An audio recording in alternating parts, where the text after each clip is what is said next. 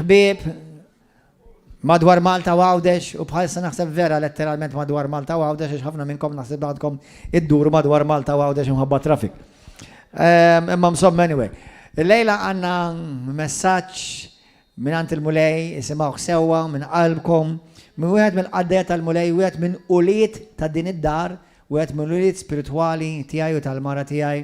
Grazzi mulej ta' din id-dar li aħna bil-grazzja tal-Alla il-mulej tagħna l-grazzja li niraw għall-glorja tiegħu. Nixtieqkom biex intom tiftu qalbkom u tirċivu l-kelma tal-mulej minn għand Stevie li wkoll wieħed mir-responsabbli ta' din id-dar. Il-qawh u għatuh ċabċipa minn qalbkom eżis aħu.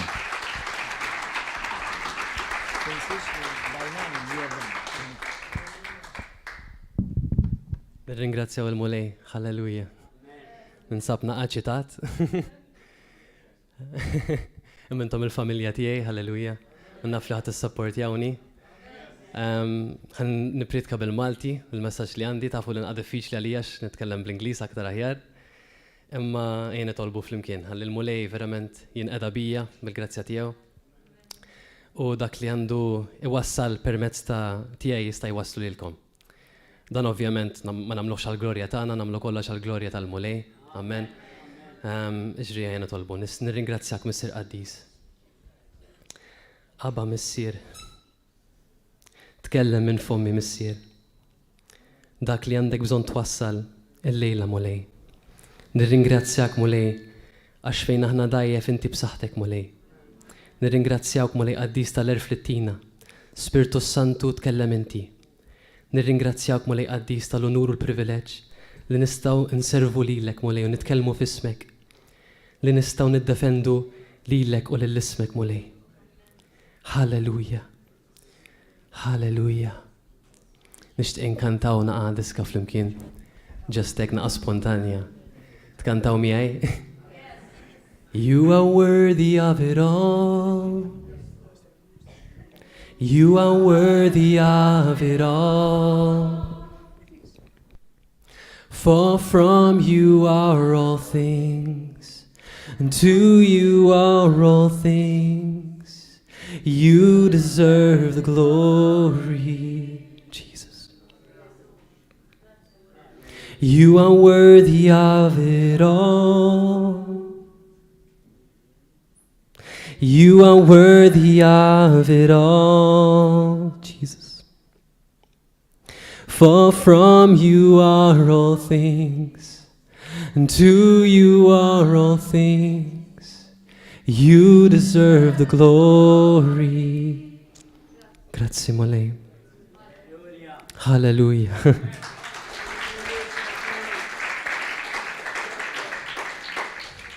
Qed inħossu naqgħa jirbombja is-sound. Ħanħu l-libertà biex nirranġaħ jien stess jekk jogħġbok. Grazzi mulej. 1 2 testing 1 2. Okay. Aħjar jisu. Testing. Okay. Dal-messaġġ huwa naqa' tqil eżjes ħuti. Vera diffiċli biex titranslejtjah. Dan huwa messaġġ powerful ħafna li jiena u Matthew u xi ħud ta' oħra smajnieh fil-Wilberforce Academy. Għak tista' tbaxxili ftit. Huwa messaġġ kulturali li jitkellem fuq is-soċjetà u r-rol tal-Kristjan fis-soċjetà. Aħna mbirkin li għandna tant predikatur li jitkellmu fuq l-intimità mal-mulej, fuq il-ħelsien mid-drogi, kif nimxu ma' Kristu, kien hemm Dwayne Pridka Milux, kif ngħixu ħajja ħielsa u f'intimità mal-mulej. U hekk kif verament ngħixu ħajja Kristjana ma' Ġesu, halleluja. Ma noqsux minn dak it-talim. U bdejt nipprepara xi ħaġa li kelli fuq qalbi fuq il-Kristjaneżmu, l-perspettiva Kristjaneżmu, ma l-mulej gwidani differenti. U gwidani fuq suġġett differenti. U vera ħassejt paċi li naqsam da magħkom, naħseb ħad toħdu pjaċir. Kunnu naqa' paċenzjużi miegħi, ħanipprova ngħidu bil-Malti, imma naqa' kliem naqa' diffiċli fih. Imma t-topic huwa view on the family. Ġifieri kif naraw il-familja aħna fis-soċjetà tagħna prattikament. F'Ġenesi 1:27, jekk tista' tmorru miegħi jekk tridu, ma jew inkella tistgħu tisimgħuni. Jgħid: U Alla ħalaq il-bniedem fuq xbiħitu. Fuq xbijat Alla ħalqu, raġel u mara ħalaqhom. U berikom Alla u qalilhom. Nislu u oktru u imlew l-art. U aħkmuha u satnu fuq il-ħut tal-baħar u insomma u tkompli. Imma hekk f'Ġenesi naraw mudell tal-familja. Kif għandha tkun il-familja. Issa, għalhekk qed ngħidilkom x'inhi l-familja, x'inhu msejjaħ l-Kristjan f'kuntest bħal dan. Ġifieri ovvjament naraw li l-familja mhijiex xi ħaġa li ħasibha xi filosfu jew il-gvern u qal ejja nivvintaw il-familja. Naqdu mara u naqdu raġel u nagħmlu familja. Din ma kienx gvern li jivvinta, kien kunċett Kristjan. Qabel ma kien hawn il-familja inħarsu lejn l-Imperu Ruman. Kienet mudell differenti. Eżempju, l-irġiel kienu kollhom konkubina jgħidu concubine, fejn tkun mistress u da jista' jmur jorqod magħha waqt li jkollu żewġu. Kieku nagħmlu llum il-ġurnata tkun skandlu. Hija skandlu minħabba l-Kristjaneżmu. Bħalma dak iż-żmien hekk ikun hemm xi ħadd ma jiflaħx barra kienu jħalluh, il-ħajja kienet cheap. Kien il-Kristjaneżmu li vvinta l-isptarijiet u qalu ejja ngħinuhom il dawn il-persuni minħabba l-mentalità u l-talim ta' Ġesu Kristu. Għalhekk aħna naħduhom for granted l-affarijiet li nesperjenzaw u għandna fil-pajjiż għax twilidna fih u ma nafux xiġifieri mingħajr it-talim ta' Kristu. Imma llum nixtieq nqassam ċertu affarijiet magħkom. Ir-rol ta' Kristjan huwa li jarraf b'diliġenza u fideltà il-kelma bl-emil tiegħu il-ġustizzja u l-ħniena tal-Alla, il-Vanġelu u l-milja tal-kelma tiegħu. Dan ifisser ovvjament dik il-ħajja tagħna bħala Kristjani dejjem inxandru l-Kristu, noru l-Kristu b'emil tagħna. Profetikament ħajjitna tmexxi tieba u tjubija l-fedeltà ta' Alla fil-komunitajiet tagħna u s-soċjetà. Ovvjament li jkollna familji Kristjani fidili li jobdu l-kelma tal-Alla u knejjes Kristjani bil-fidi li jkunu trasformati u lesti biex jgħixu fidili għal Mulej. Ġifieri jekk verament, grazzi Mulej, inħarsu li s-soċjetà minn xi xinhi mibnija s-soċjetà. Familji. Il-building blocks tas-soċjetà huma l-familji. Issa mhux f'kull inko familja kif jgħidu llum, tkun raġel u mara. Ġifieri jekk verament inħarsu lej kemm importanti li jkun hemm familji Kristjani fis-soċjetà u kemm huma importanti r-rol tal-Kristjan fis-soċjetà, hemmhekk verament nifhmu kif nistgħu nbidluha is-soċjetà. Issa mhux bil-fors jekk inti m'għandekx familja, raġel u mara, singleness huwa barka minn Alla wkoll. Ġifieri prattikament qed ngħid li jekk inti tista' tirċievi dik il-barka ta' singleness li l-Mulej Ġesu jagħmilha ċara li xi ħadd jista' jirċieviha, inti ma jfissirx li bil-fors tkun familja ta' mara u raġel, ġifieri li tkun single ukoll hija hekk qed naġġel translation. Ukoll hija barka li tkun single. Bl-Ingliż even if you are single you are part of a family. You don't have to be in a relationship. Xorta l-Mulej ħajjużak fis-soċjetà. Prattikament nixtieq għandi ħafna pages hawnhekk u overwhelming, nipprova nara kemm nasal issek nasal għax fid-disa rrid nieqaf ovvjament. Ħanna nipprova nitkellem fuq x'ġara fis-soċjetà. In-natura radikali ta' dawn l-idejat. L-importanza li nitalmu il-karattru iċ-ċentralità taż-żwieġ, tal-familja, tat-tfal u tar-responsabiltajiet li tieħdu f'idejn il-familja. Mela kien hemm Puritan Evangelical Richard Reno u kien qar żgur li kieku l-bniedem joqogħdu attenti li jirriformaw lilhom infushom l-ewwel u mbagħad lill-familja tagħhom stess. Jaraw il-barkiet ta' Alla fartna u fil-Knisja u s-soċjetà. Għax minn persuni partikolari jiġu, kif dejnt ngħid l-ewwel, familji minn familji bliet u minn bliet provinċi, minn provinċi realms sħaħ.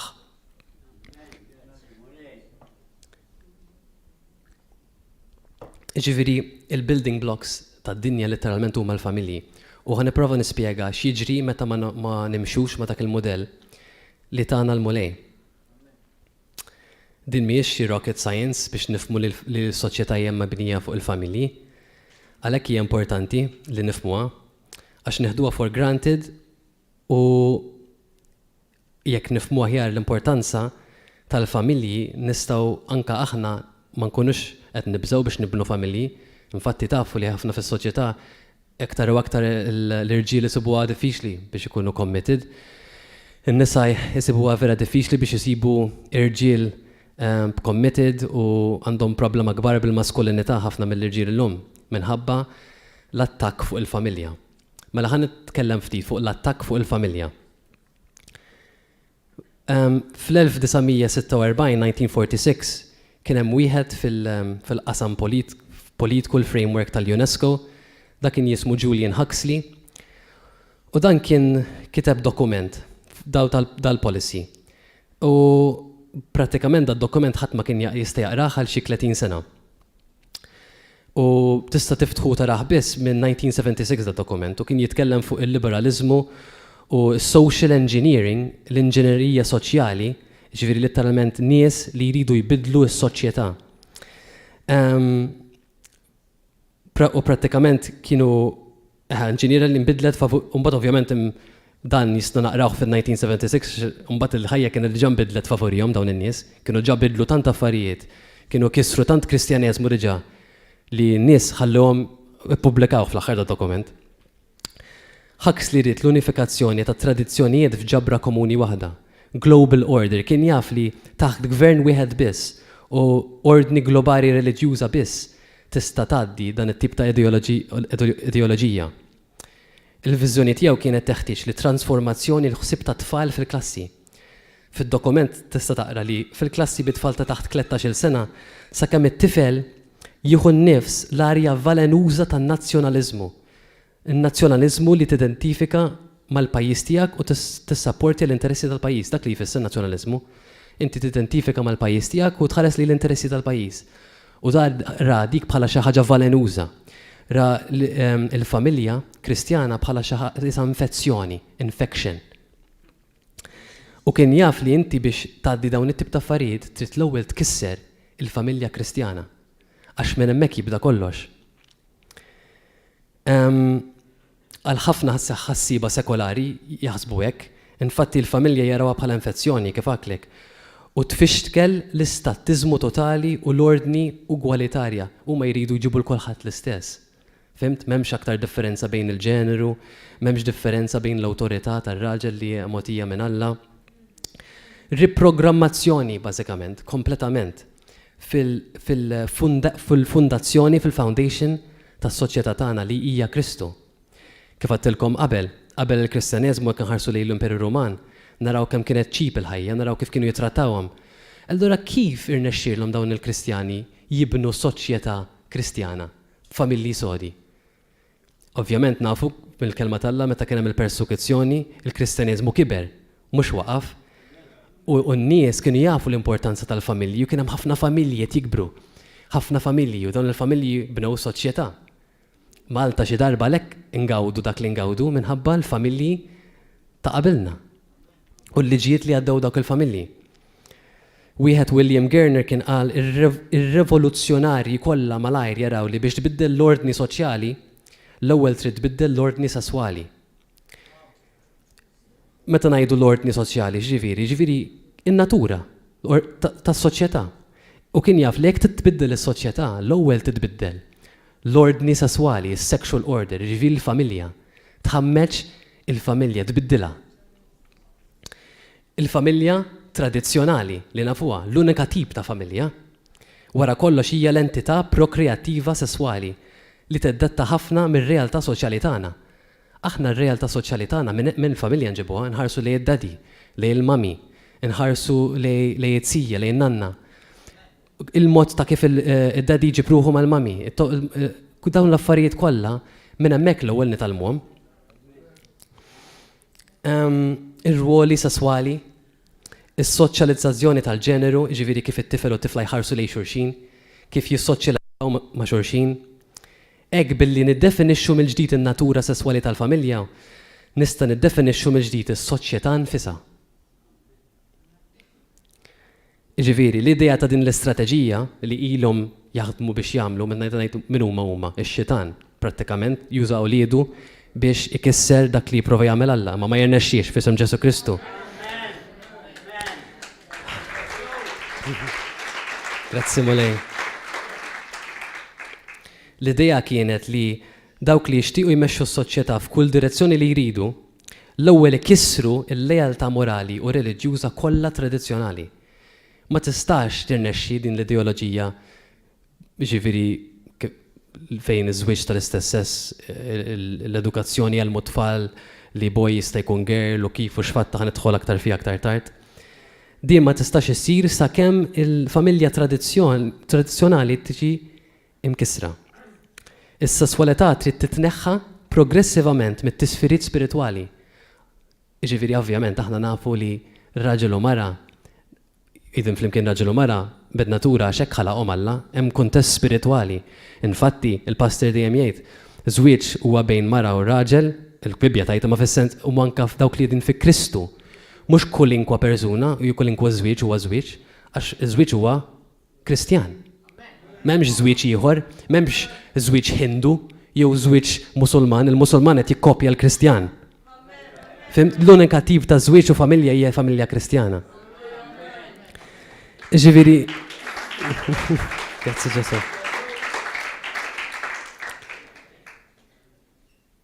Il-familja hija prokreattiva u familjari tagħna anke mir-rabta tagħha mill-imħabba romantika jridu jerġgħu jiddefinixxu. Ġifier prattikament li qed ngħid sempliċi jridu raw sexuality li inti prattikament li tmuru tagħmel li trid, m'hemmx limitu. U int bl-awtonomija tiegħek tista' tmur u tesprimi s-sesswalità tiegħek kif trid. U hemm konsegwenzi kbar, ovvjament, meta jiġri hekk. Allura ovvjament bir-revoluzzjoni soċjali u r-revoluzzjoni sesswali fejn dawn l-affarijiet qabdu jitlu fil-gvernijiet fl-edukazzjoni, x'ġara? Kien hemm rivoluzzjoni legali. Ġifieri x'rid ngħid biha din. Jibdew jitpoġġu ċertu liġijiet kontra l-familja, sanzjonijiet, restrizzjonijiet, fejn qabel il-familja jippruvaw dejjem jolluha u jaraw minn kollox biex jgħinuha. Issa l-kontra, jaraw minn kollox biex ikissruha. Eżempju, qabel kien hemm protezzjonijiet legali għal familja tradizzjonali, daw jitneħħu b'mod kostanti u attakki. Eżempju, teacher fil-Kanada, hekk tifla ta' 14-il sena tiġi pregnant u din tiddeċiedi titmur tagħmel abort. Sewwa, din tista' tgħid it-teacher tagħha tgħidlu jien nixtieq imur nagħmel abort u ma nixtieqx ngħid il-ġenituri tiegħi. Da legalment jista' jaqbadha, jieħodha għand it-tabib u jagħmel l-abort. U l-familja tagħha qatt ma jkunu jafu la li kellha baby u la li kellha abort. Iġifieri din tip ta' leġiżlazzjoni kontra l-familja biex jifirdu il-familja. Qed tifhem? Jippruvaw definizzjoni ġdida ta' żwieġ. Jiġifieri l-ewwel, eżempju, ħanżel nqawwis film. Ħanispjega sew. Permettu li waħda.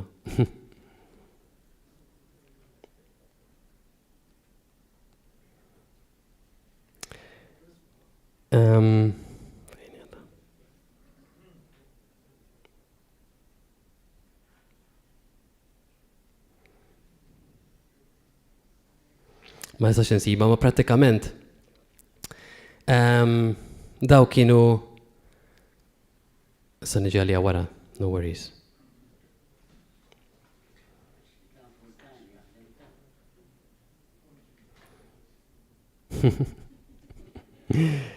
Insomma, mela eżempju ieħor l-adulterju, meta qabel l-adulterju kien xi ħaġa serja, ovvjament dejjem minħabba l-kelma talla, issa jisu ma jfisser kważi xejn. ċertu pajjiżi għandhom l-ebda tort divorzju, tista' tmur, tikteb li tiddivorzja laqqas biss għandek bżonn tagħti raġuni. Isu xejn mhu xejn. Fimt? Meta qabel anke żwieġ u d-divorzju kien mhux xi ħaġa privata, kienet xi ħaġa pubblika li tagħmel divorzju għax kienet xi ħaġa serja. L-Amerika ta' fuq wara sebta kien hemm attivist omosessuali jismu Michelangelo Signorelli u kien qal l-ewwel niġġieldu għal żwieġ tal-istess sess u l-benefiċċji tagħha. Dak kien l-attiviżmu tiegħu. Aħna kull ma rridu, kull ma rridu li konna ma neġux persekwitati aktar, just partnerships biss irridu. Umbagħad dak li jingħata wara tiddefinixxi mill-ġdid l-istituzzjoni ta' żwieġ kompletament. Iġri da wieħed qed jitkellem li jgħid ta' parsi rridu nġibu dil-liġi, ma fil-verità dak li rridu nagħmlu aħna huwa li niddefinixxu mill-ġdid il-żwieġ. L-aktar azzjoni sovversiva lesbjana u raġel omosessuali biex iwettqu huwa li jittrasformaw il-kunċett tal-familja għal kollox. Daw iridu ibidlu l-kunċett tal-familja għal kollox, mhux biżżejjed li huma jgħixu flimkien, kollox iridu ibidlu.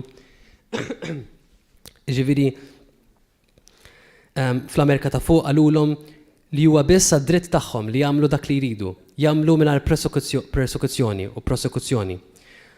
Le, mbagħad iridu il-civil partnerships.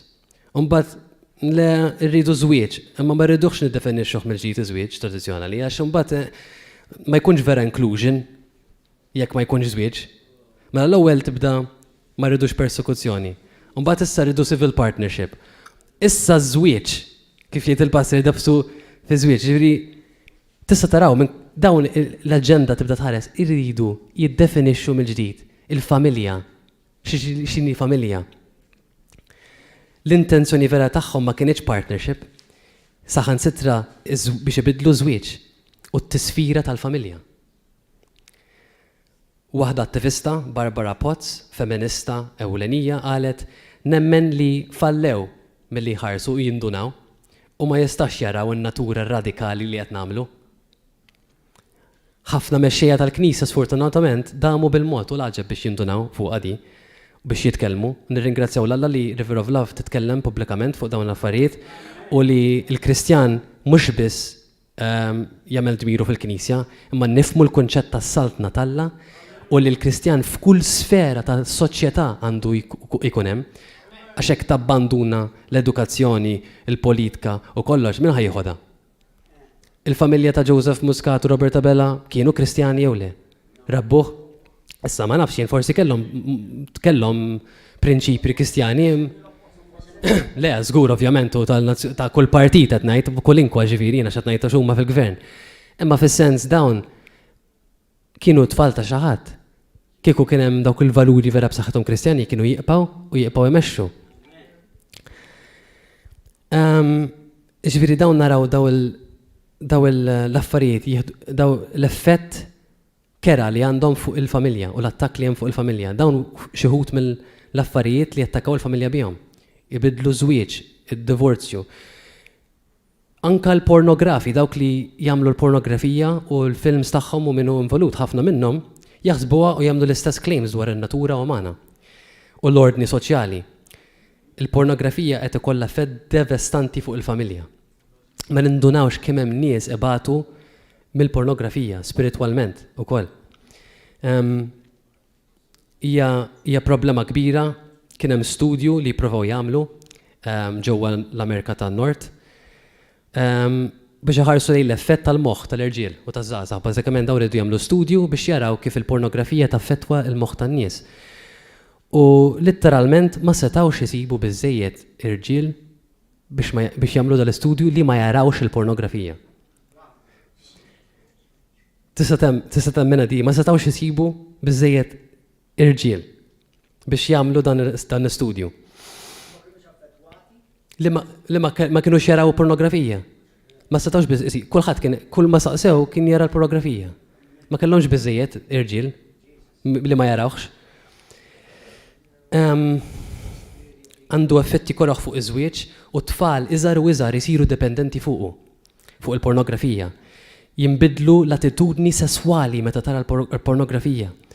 Lan huwa x'inhu lan tiegħu li l-qlib tal-kunċett bibliku tal-familja u nerġgħu l-ordni soċjali. Il-barkiet li nesperjenzaw f'pajjiżna huma kollha minħabba li bdejna fuq il-kelma Alla. Kif bdejt ngħidilkom l-ewwel. U li hemm saltna Alla u mhux churchianity li aħna għandna ecclesiastical bl-Ingliż koll li niffokaw biss fuq il-Knisja, imma fuq kull area għax aħna s-saltna Alla qed inkabru, mhux il-Knisja tagħna. U toħloq u minflok din il-familja biblika fis-soċjetà tagħna ikun hemm sesswalità bla kundizzjonijiet. bla għatħieles tal-individwu autonomu kif bdejt ngħid l-ewwel jagħmlu li jridu sesswalment u l-gvern jappoġġja. Wieħed scholar Armen Rashduni kien qal li l-pornografija ġib il-prostituzzjoni għax teħtieġ li l-użur irresponsabbli ta' persuna fl-immaġinazzjoni. Jiġri inti n-nies jodu jaraw il-pornografija u mbagħad jibda jipprovaw jimorru jagħmlu x'jiet jaraw. U m'hemmx responsabilità fiha dik għax inti fl-immaġinazzjoni tara bħala oġġett di prostituta. Jiġri aktar m'hemm kultura ta' pornografija, aktar ikun hemm kultura ta' prostituzzjoni. Is-sess ta' żwieġ jeħtieġ reċiproċità, mutuality, huwa differenti kompletament, huwa aspett ta' ħajja u responsabilità u commitment. Ma tħares lejn mara tiegħek bħala oġġett. Laqqas meta tagħmel is-sess alla ħares. Issa l-istudji juru li eventwalment il-pornografija joħloq impotenza. U m'hemm l-ebda qawwa f'relazzjoni reali. Ġri dawn imbagħad meta jiġu biex ikabru familja, isibuha diffiċli ħafna minħabba dan il-kondizzjonijiet f'moħħhom l-irġiel u anke n-nisa, mhux irġiel biss. Fl-Ewropa hemm 50% ukoll nisa jaraw il-pornografija. Ġifieri hija problema għan-nisa wkoll fil-kultura pornografika li qed ngħixu fiha. Iċ-ċelebrazzjoni tal-legalizzazzjoni tal-prostituzzjoni. Minn hawnhekk jibdaw jarawha bħala xi ħaġa li rridu niċċelebraw, xi ħaġa li l-ħelsien. Dan huwa aktar attakki fuq il-familji.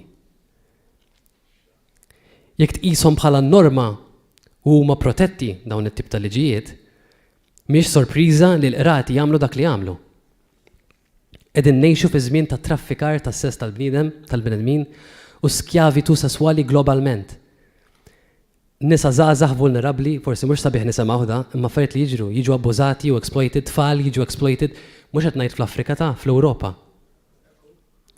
U jista' jkun f'Malta. L-imħalfin providwali informati jqisu li l-istabbilament l-għajxin ta' burdell huwa dritt legali. Li taħdem bħala prostituta huwa dritt legali. U l-kummerċ tas sess huwa emanċipazzjoni, libertà. Dawn l-attakki mhux biss fil-pornografija u l-prostituzzjoni ma narawhom ukoll kif jilleġislaw għad-divorzju, kif kellimtkom l-ewwel. Ġifieri għandek il-pornografija, għandek il-prostituzzjoni, għandek id-divorzju, jiddefinixxu żwieġ same-sex marriage. Kollha attakki lill-familja.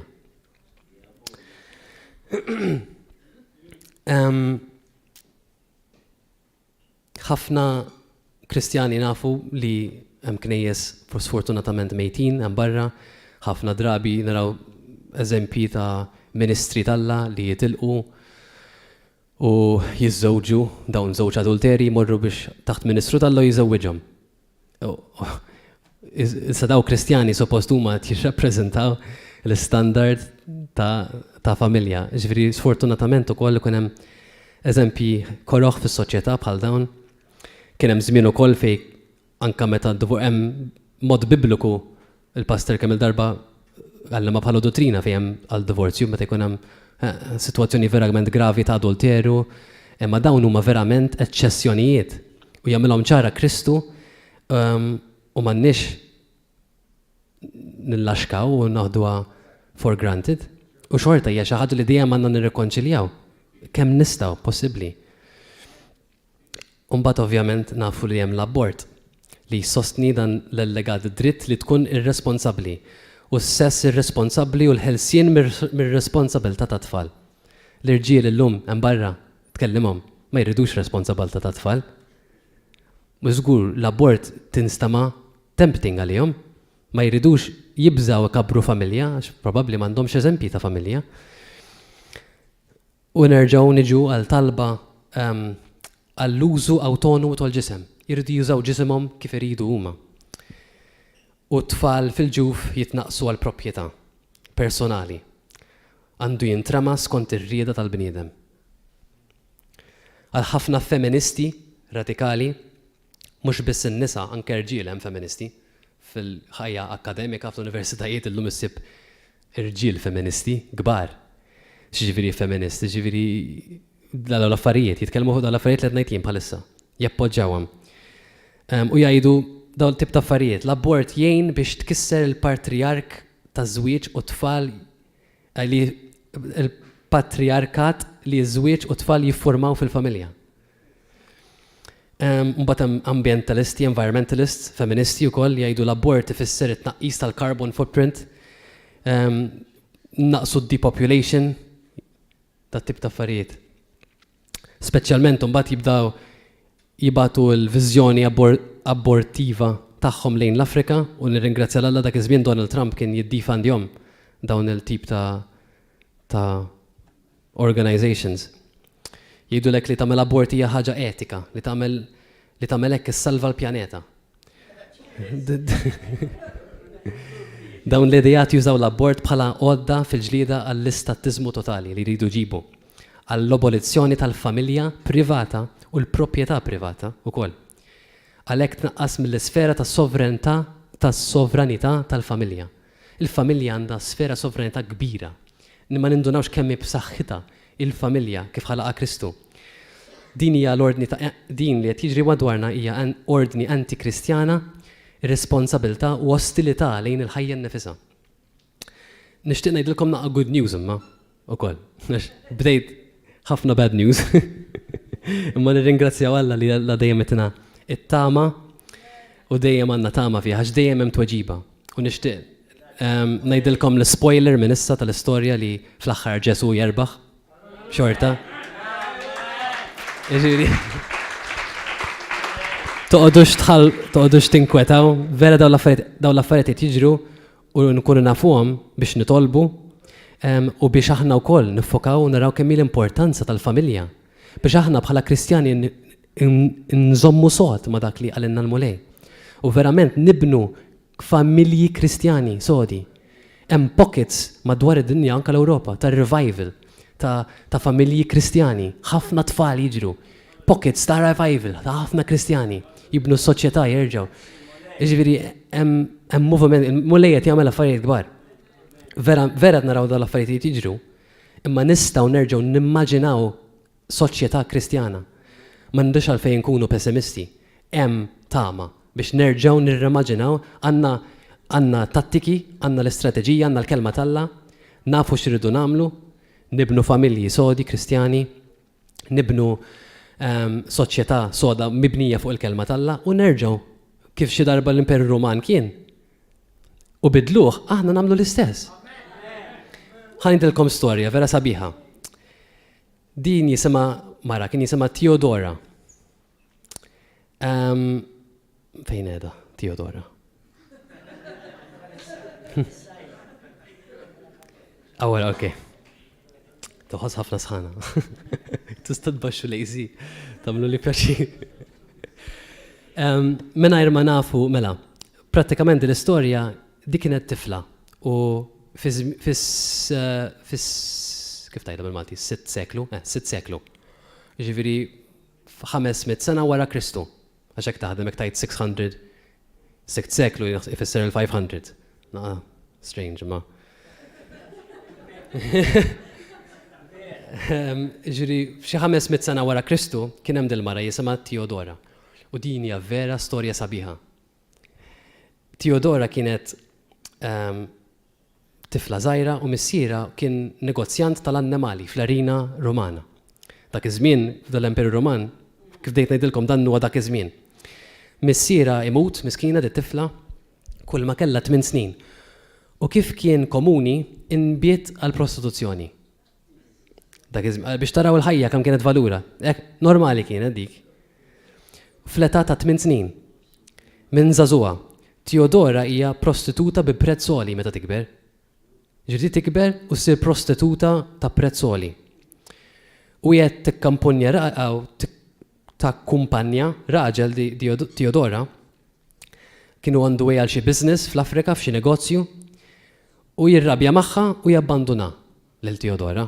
U miskina di timrat serjament kienet sa tmut tant kellha mart kbir fuqha u familja presbiterjana kristjana jieħdu għal ġewwa għandhom u jerġgħu ituha s-saħħa u jgħallmuha l-iskrittura. u daw jieħdu ħsieba, jibda jtuha xtikol, jalmu li Ġesu huwa Salvatur. Vera orew l-mħabba ta' Kristu lil tifla, lil żagħżugħa issa. Ma konvertitx mill-ewwel, imma għadet taħseb bis-serjetà dwar dak li semet fuq Ġesu Kristu dak iż-żmien. Eventwalment, il-mulej kellu his way u saret Kristjana, devoted ħafna. Madwar dan iż-żmien saret ħabiba ma' dal-avukat u qabdet relazzjoni miegħu. Dan kien in-neputi tal-ġenerali fl-Armata Rumana, dan l-avukat. U fl-aħħar tħabbu flimkien u żewġu. L-Imperatur Roman imut bla tfal u biex jippreveni gwerra ċivili fuq is-suċċessjoni dak iż-żmien kien hemm ikun hemm gwerra ċivili fuq minn ħajkun l-Imperu l-ġdid. Jiġifieri da biex verament ma jokkawżax l-gwerra li dejjem kienet riskju fl-Imperu Roman, qabel mewtu jagħmel lil dan il-ġenerali Justin kien jismu u sar imperatur.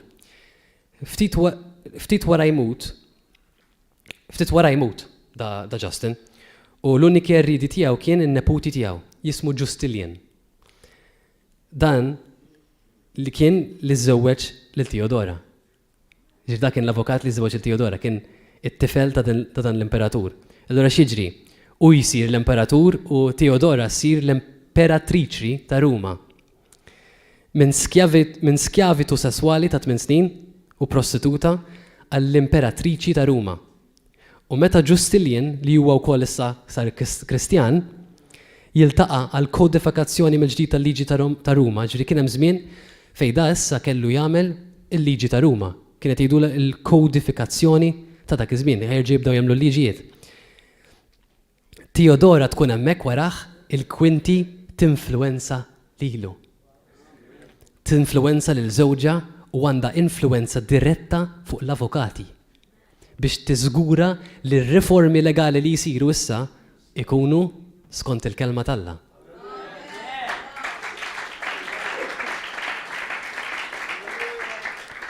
Ġifieri Teodora kienet u l-mulej uża b'mod kbir.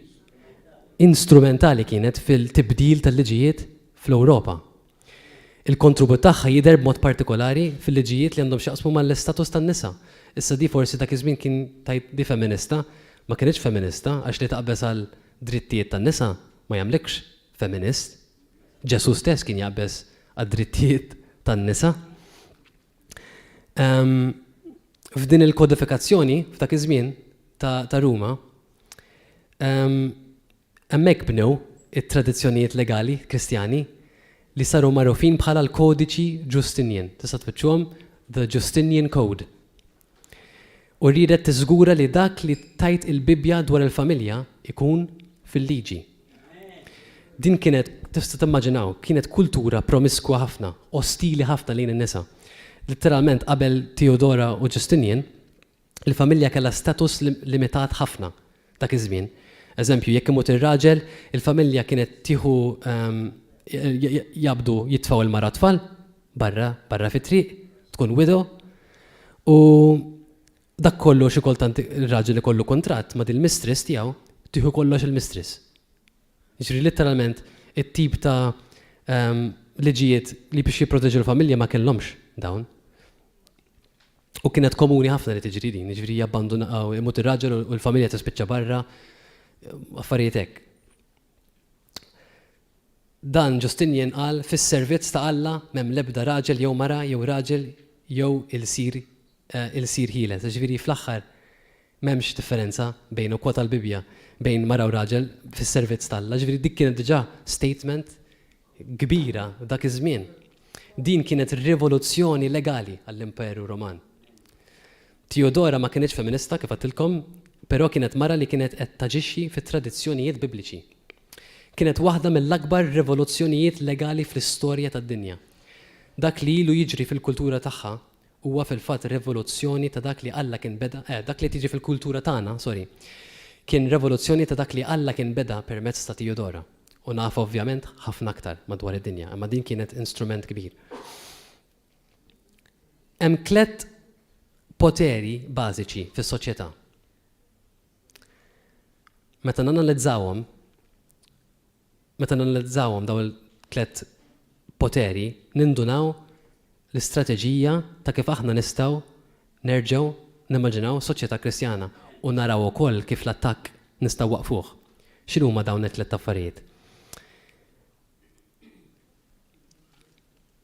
Il-kontroll ta' tfal.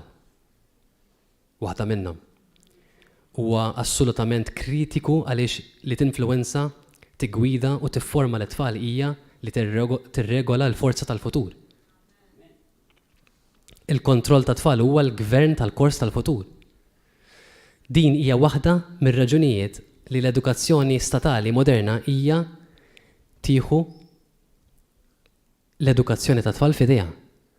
Kien hemm dak il-film vera tajjeb God's Not Dead 4 kif naraw li jieħdu l-poter tal-ġenituri ftit u l-istat irid jieħu dak il-rwol li jeduka l-tfal bid-dottrini tiegħu.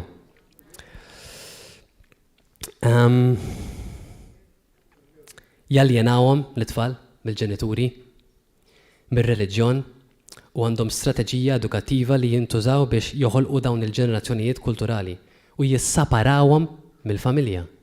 Dak huwa l-għan tagħhom li ftit l-istat jieħu over it-tfal u l-familja ma jkollix aktar kontroll fuq it-tfal. Meta Alla stess tal-kmand lill-familja li inti tfal huma tiegħek, inti tieħu ħsiebhom, inti trabbihom, inti tittedukhom, mhux il-stat. Fil-Kanada jekk għandek tifla kif għattilkom l-ewwel ta' 14 sena, jissaparawhom jista' joħodha tagħmel abort, it-teacher u l-ġenituri qatt ma jkunu jafu. Dawn huma atti estremi ta' aljenazzjoni li jiġru u l-istat qed jidħol biex jipprova jieħu l-post tal-familja. Il-Kristjani ma jafux li kien hemm dawn it-tip ta' umanisti ma nkunux nafuhom ċertu affarijiet li ikun hemm dawn it-tip ta' umanisti u sociological thinkers li jivvuntaw daw il-konċetti jagħmluhom kontra darna. Imma anke l-konċetti u termini bħal teenager jew adolescenza dawn huma krejawhom bl-istennija ta' rebellioni u esperimentazzjoni sesswali, hekk jgħidulek, sabiex tiġi normalizzata id-destabilizzazzjoni tal-familja. Fil-kultura ludija ma jeżistux teenager u adolescence. Meta tolqot 13 sena, 12 sena, ikollok il-bar mitzva u inti daqshekk adult. Issa, m'għandekx long, lengthy period ta' adolescence għal ħafna rġiel tispiċċa meta jkollok 37 sena. Sakemm teqpa' fil-basement tommok u missierek tilab l-Xbox.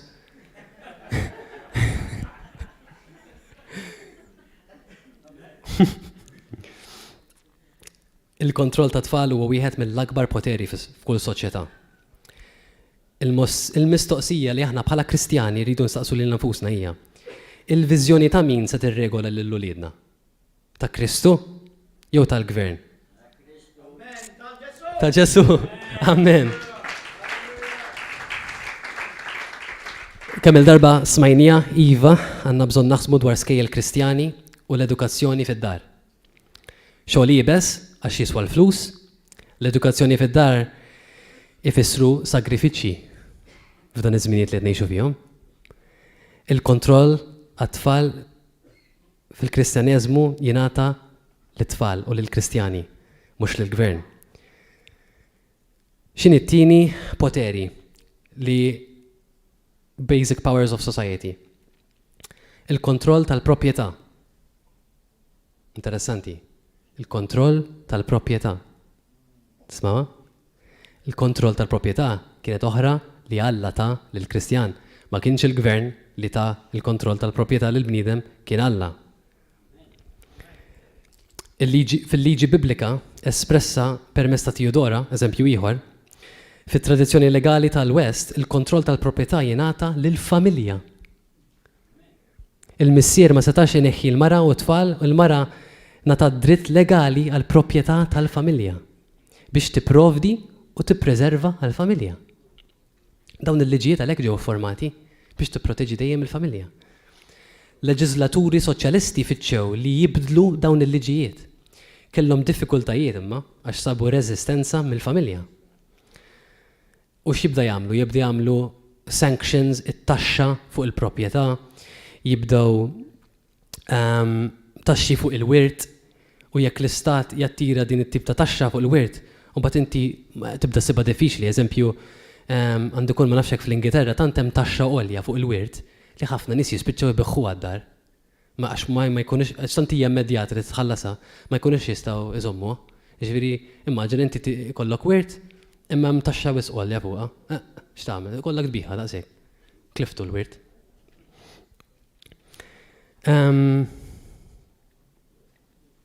Il-familja hija kontinwament imqaxra mill-assetti tagħha. L-ebda proprjetà fil-West ma hija marbuta mal-familja. Tibda iġibu hekk. Il-kontroll tal-ġid bħal kontroll ta' tfal jingħata minn Alla lill-familja, mhux mill-istat. L-istat m'għandux il-mezzi ta' produzzjoni. Dak mhux l-istat li jikkontrollhom. X'inridu ngħidu bihom daw? Ġifieri jekk ma jkollniex drittijiet tal-proprjetà, aħna tal-familja, drittijiet tal-proprjetà, dritt li jkollna proprjetà, li jgħinna jkollna proprjetà, ma jistax ikun hemm libertà fil-pajjiż. Issa forsi din tistama politika tajduli imma huwa ingrained mal-kelma d'Alla. Għax huwa Alla li tajomna dawn l-affarijiet, mhix politika. Il-politika kif jgħid il-pastor, ambaxxaturi huma suppost ta' Kristu li jilleġislaw, mhux politikanti bħal xi karriera.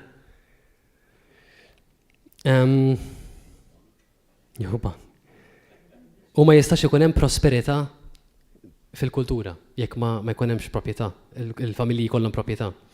U tielet waħda, nipprova ngħaddija malajr, kontroll tal-wirt, marbut fil-Bibja hemm il-liġijiet tal-wirt. Eżempju, l-akbar tifel miexi wara Alla kien jirċievi double portion, doppju porzjon tal-wirt minħabba li huwa suspett li huma se jerfgħu ir-responsabilità għall-kura tal-ġenituri. Jiġifieri min kien jieħu ħsiebhom il-ġenituri? Kien, eżatt, u jirċievi double portion minħabba li kien ħajkollu dik ir-responsabilità. Din kienet l-idea wara l-porzjon doppju li l-akbar tifel godli ikollu dak il-portion. Mhux it-tifel delinkwat, xi kriminal. Jrid ikun it-tifel li qed jimxi wara Alla. Alla għax il-familja kienet aġenzija tal-assistenza, l-welfare system. Il-welfare system hija l-familja. X'jiġri allura meta tibda tkisser il-familja? Issa minflok it-tfal jieħdu ħsieb il-ġenituri, titfaħħom ġol home. Mela, x'għandek bżonn issa? Issa tiġi kulturali u issa għandna bżonn aktar homes għax kulħadd qed jitfal ġenituri tiegħu il-homes jew tunas jokluhom f'ħafna pajjiżi fl-Ewropa għax jiswu l-flus biex iżommhom ħajjin. U m'għandix abtit noqgħod immur nara l-mama neħli l-ħin meta għandi tant xogħol x'nagħmel.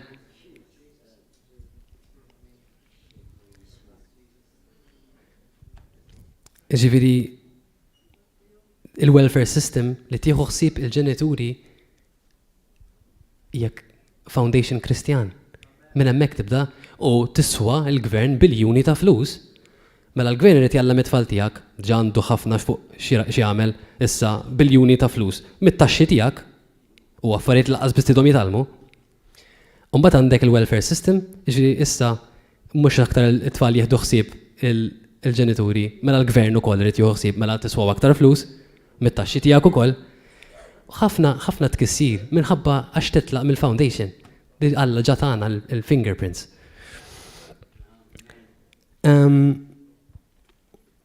Ġesu stess qala onora lil missierek u l-ommok. Fl-Leviticus 19 qal min jitkellem ħażin fuq missieru ommu għandu jinqatel. Kienet 21:17. Literalment kienet xi ħaġa vera serja li tonora lil ommok u l-missierek hija importanti għal Alla, hija xi ħaġa ta' dmir ta' kull Kristjan. Ħares lejn il-valur li Ġesu jagħti li tieħu ħsieb il-familja tiegħek. Efesin 6 l-ewwel kmandament maħus ma' weda. Kif qed ħammorru naqrawha malajr. Efesin 6:1-3, Ephesians 6:1-3. Xaħat jista' jaqra ħili malajr? Kantkom il-mobile? Il-ħin qed jafas.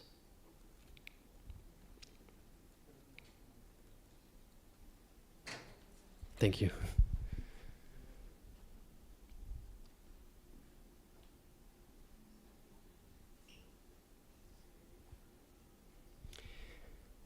Intom it-tfal isimgħu mill-ġenituri tagħkom fil-mulej għax dan huwa sewwa. Weġġaħ il-missierek u l-ommok, dan huwa l-ewwel kmandament b'weda sabiex ikollok ir-risq u jtul omrok fuq l-art. Alleluja. Ġifieri anka barka tagħna l-mulej fuq di li ikollok ir-risq u jtul omrok fuq l-art. Raġel tajjeb iħalli wirt għat-tfal ta' wliedu. Dik oħra. Il-Bibja tkellimna fuq kif inħallu wirt l-tfal ta' tfal.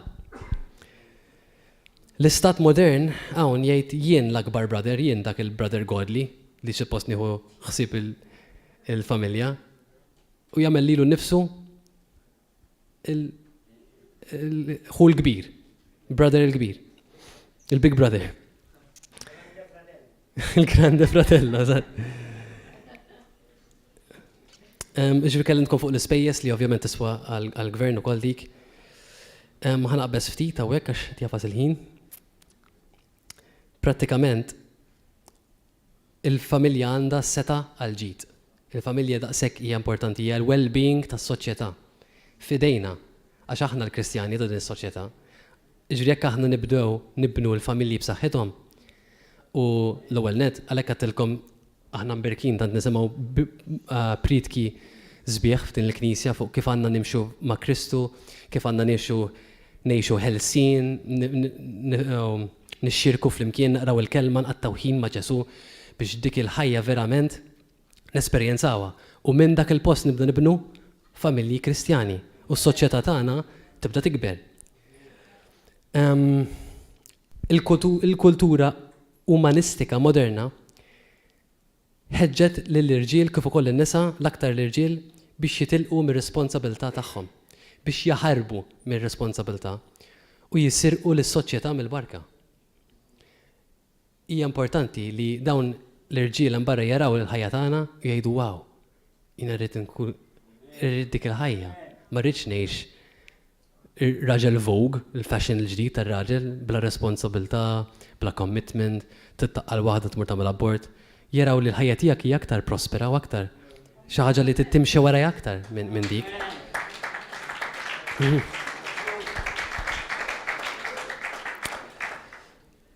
Naraw li hemm kriżi ta' maskulinità kif qed nitkellem hemm barra, wieħed Jordan Peterson ħafna rġiel iħobbuh għax jitkellem fuq l-aktar affarijiet bażiċi u elementari li tkun raġel, li tqum filgħodu fin tajjeb, xi kultant jien stess dik ma tantx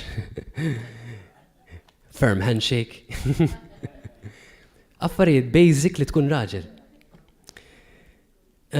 Issib l-irġiel li ma jridux jikkommettu, ġlieda kriżi tal-maskulinità tagħhom.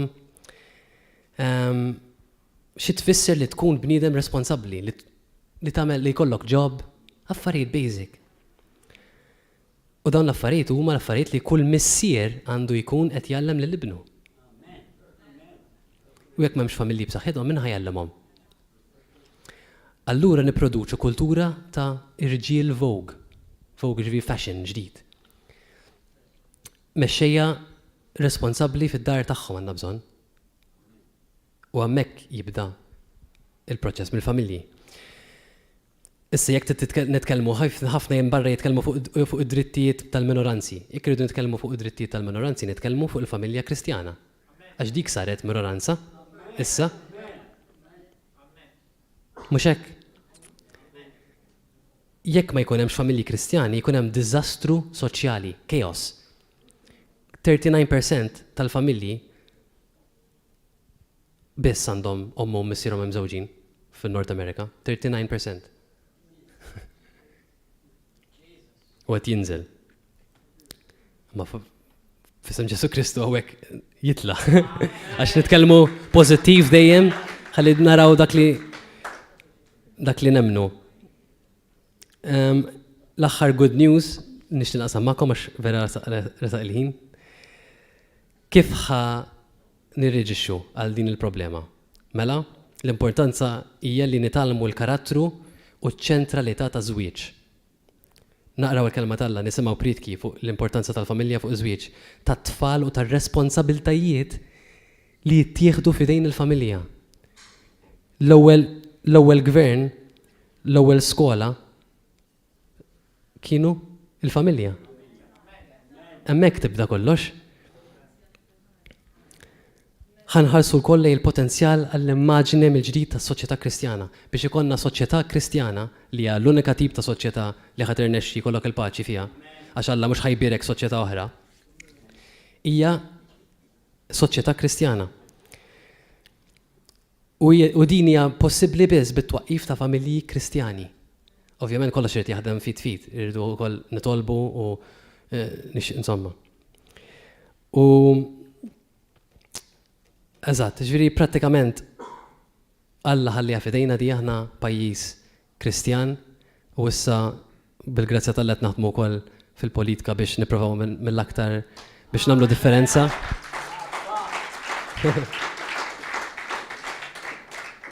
Importanti li l-miżżewġin ikunu fidili lejn il-patt ta' żwieġ tagħhom. Ovvjament, l-tfal li jobdu l-ġenituri tagħhom u aħna nonoraw il-familji tagħna. U Alla stess wedna li Alla nnifsu jitina l-ħajja u l-barkiet u l-wirt fl-art. Dik hija l-weda tiegħu.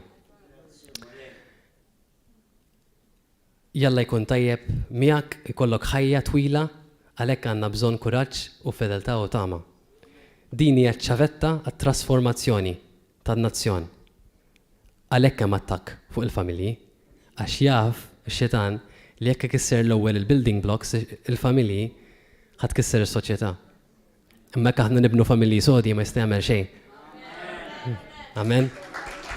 Biex ħanalaq b'talba u nirringrazzja lil Alla ta' familji sodi f'din il-Knisja tal-grazzja li tani biex naqsam dan is-suġġett vera diffiċli bil-Malti għax vera u kruċjali, mela Missier Qaddis, nirringrazzjak ta' dan il-messaġġ Mulej, nirringrazzjak tal-familja Kristjana Mulej, l-unika tip ta' familja li inti kienet l-idea tiegħek li tikkrea Mulej.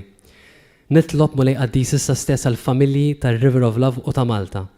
Mulej nitlob li jkomplu jżommu fis-sod Mulej Ġesu u jkomplu jingħaqdu flimkien Mulej Qaddis.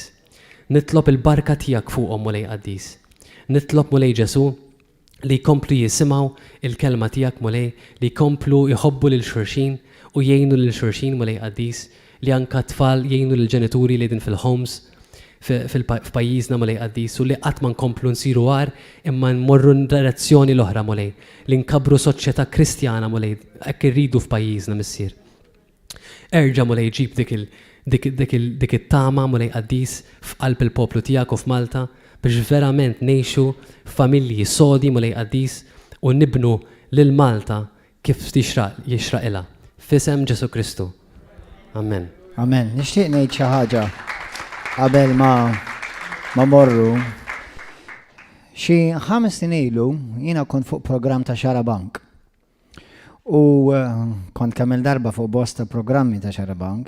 Imma niftakar kont fuq panel darba fejn kien hemm wieħed ATU li kien pjuttost respectable, ta' rispett, tkellem b'sewwa, ovvjament ma qbilniex fuq affarijiet ta' fidi, imma kien ta' rispett u rajt ċertu ġenwinità fih, mhux bħal wieħed ieħor popolari li kollu programm jistidnuh jispiċċa jieħu over, mhux għal dak qed nirreferi. Qed nirreferi għal ieħor. Imma xi ħaġa interessanti, dal-għatiju għal xi ħaġa interessantissima. Għal-kemm jiena għatiju, għal però li kieku kelli nażel soċjetà biex ngħix fiha, irrid soċjetà Kristjana.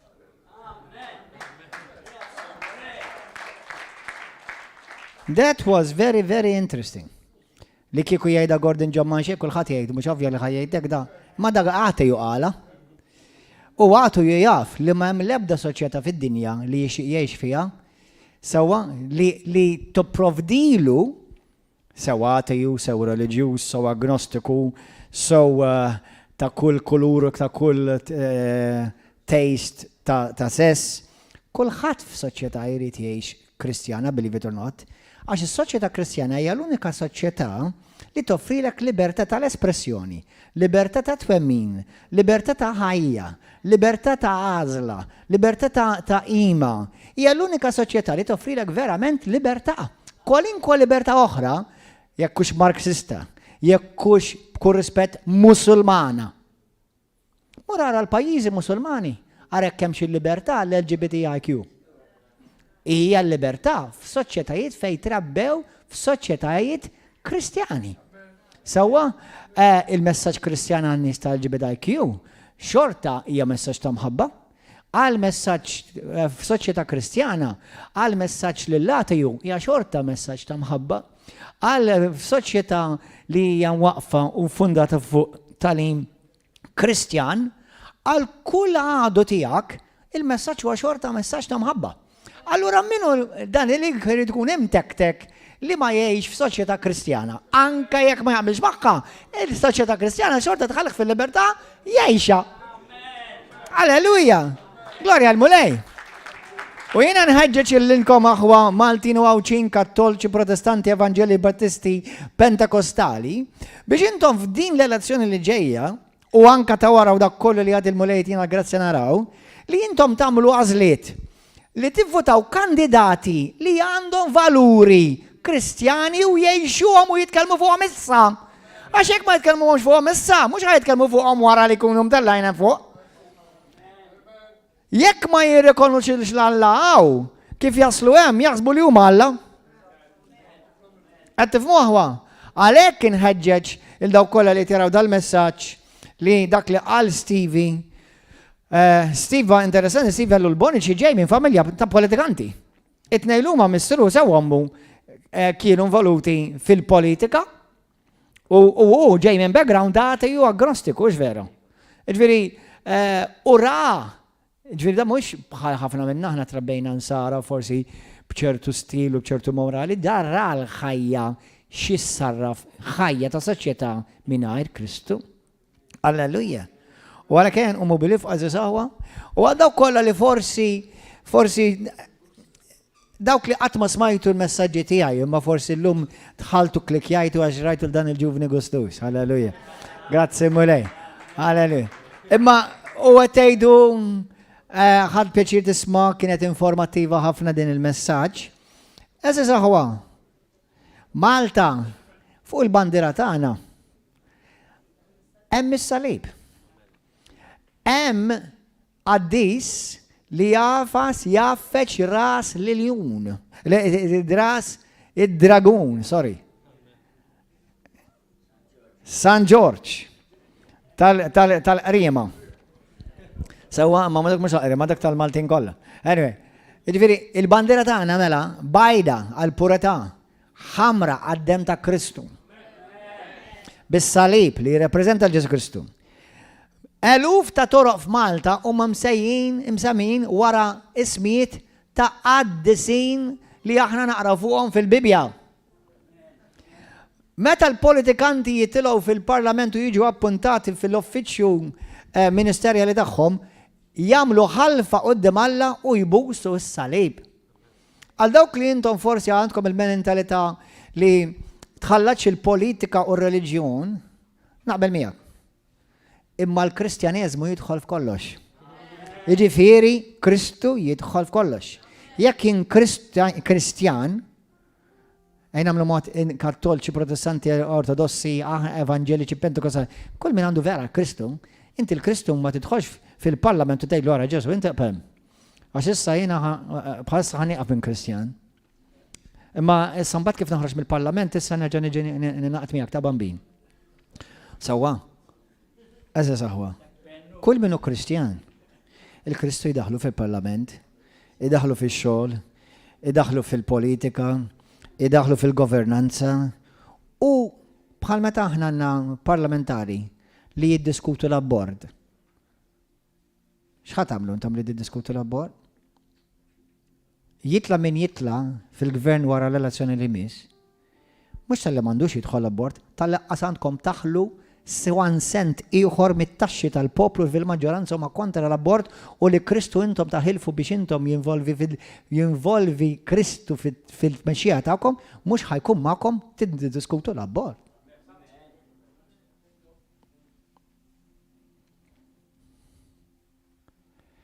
L-eutanazja li aħna lill-anzjani narmuhom, nies li huma morda li forsi waslu jista' jkun faslu f'aħħar ta' ħajthom. Noqtluhom u naqtawlhom id-dritt tal-ħajja. Kemm mumkin hawn nies li kienu fuq il-sadda tal-mewt u Alla qajjimhom u reġgħu jgħixu. Intom politikanti, laburisti u nazzjonalisti. U ovvjament oħrajn, imma dawk l-iktar li jissemmew. Tkunux intom il-pupazzi ta' Satana biex iddaħlu ġo pajjiżna kultura ta' mewt. L-abbord huwa kultura ta' mewt. Il-morning after pill huwa kultura ta' mewt.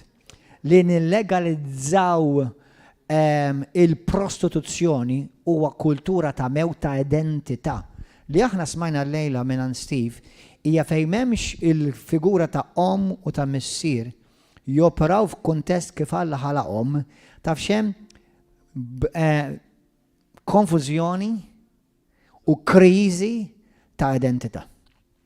Kull tarbija, boy u girl, għandhom bżonn influenza f'ħajjithom u input f'ħajjithom ta' om u ta' missier. Għalhekk meta daħlet il-liġi kontra il-maġġoranza tax-xewqa tal-Maltin li meta kienet għamlet il-Knisja Kattolika kienet għamlet ir-riċerka li fuq 80% għaw Malta ma ridux li Malta il-Parlament li kienet jigverna u bħalissa qed jigverna il-Partit Laburista ma ridux li tgħaddi il-liġi li tfal orfni tiġġabi problemi li m'għandhomx papa u mama jiġu ipplejsjati fidejn ħajja fidejn nejn min-nies li huma tal-istess. Di m'għandux jaqsam nħobb mal-imħabba, aħna nħobbu lil kulħadd. Imma tfal mhumiex uġġett li inti tarmih u tagħmel li titbih, jiena id-dritt li tkun tifel li tkun ġenitur qed jgħulek ibnek mhux inti tagħtih inti tagħti dritt lil-ibnek, ibnek jagħtik id-dritt. Il-kulħadd inħobbu aħna hawnhekk f'din il-komunità għandna nies minn kull background, minn kull livell ta' soċjetà, ta' status, minn kull imkien. Sew tobba u professuri u sew nies li ma jafux jikdbu bidejhom, jikdbu skużi jisimhom. Ma tagħmilhomx inqas ta' qudiem il-mulej, qudiem il-mulej jagħmilekx inqas xejn, bl-ebda mo. Qudiem il-mulej ma jiswa xejn, l-erf tal-bniedem huwa bluwa għal Alla. U l-bluwa tal-Alla huwa akbar mill-erf tal-bniedem. Halleluja. Imma neħħuha dan il-kunċett li aħna ma nħaltux il-politika ma' reliġjon. Aħna rridu l-Kristjani, Kristu jibatna biex ninfluenzaw kull forma ta' sfera, arja fis-soċjetà. U xi trid? Li inti tagħti il-politika lil xi ħadd li huwa kontra Kristu? Li inti tixtieq tagħti il-poter ta' vot u ta' tmexxija ta' pajjiżek lil xi ħadd li ħajqum kontra dik jgħajrek, jiżżoffja ta' bik u jibbulijak, joħodlok il-wliedek. Maltin u għawċi, moħħkom għamlu l-għażliet tagħkom tajba. U l-unika kullu li demkom għandu jkun mill-lat spiritwali huwa abjad, pur. Pur. Fi Kristu. Il-lejaltà l-ewwel qabel kollox hija li Kristu. Halleluja. U għalhekk ejja nsaħħu l-familja. U għalhekk jekk ikun hemm partikolari nies li huma fil-politika li għandhom il-biża' Alla, ħajamlu dak li huwa sew.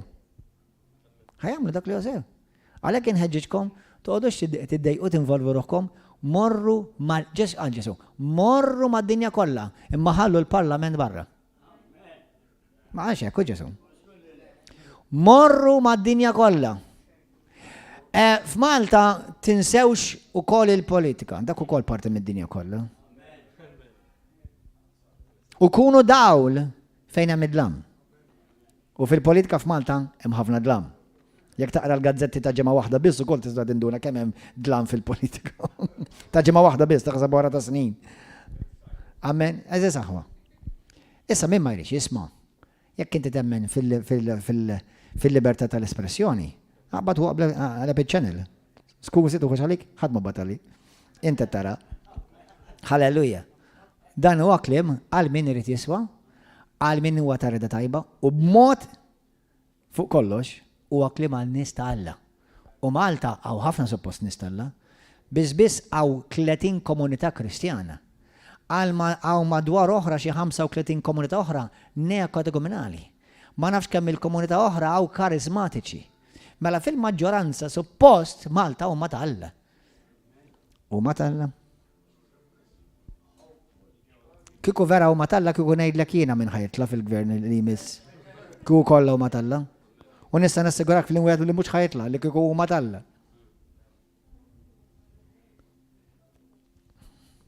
Għazza zaħwa Maltin u għawċin, intom li id-dinaw u intom li id-din fil-kamera, għawnek. L-imħabba dejjem, imma qatt għaskaptu tal-verita. Il-verita u l-imħabba r-morru id-fit. Ġesu għalina morru xandu l-verita bil-imħabba. Mux xandru bis l-imħabba. U l-minidem li jħobbok jgħidlek il-verita. Amen. Halleluja. Grazzi għaziz aħwa tal-li kontu Malta, kontu maħna. Pija, narawkom jekk għal-għarit is-sib li ġej hawnhekk, ejja u naqdu maħna ġewwa l-Komunità River of Love, kull nar ta' tnej, kull nar ta' 4 u nar ta' sib, fis-7 ta' filgħaxija u kulħadd fil-10. Pija, God bless you, narawkom, paċi magħkom.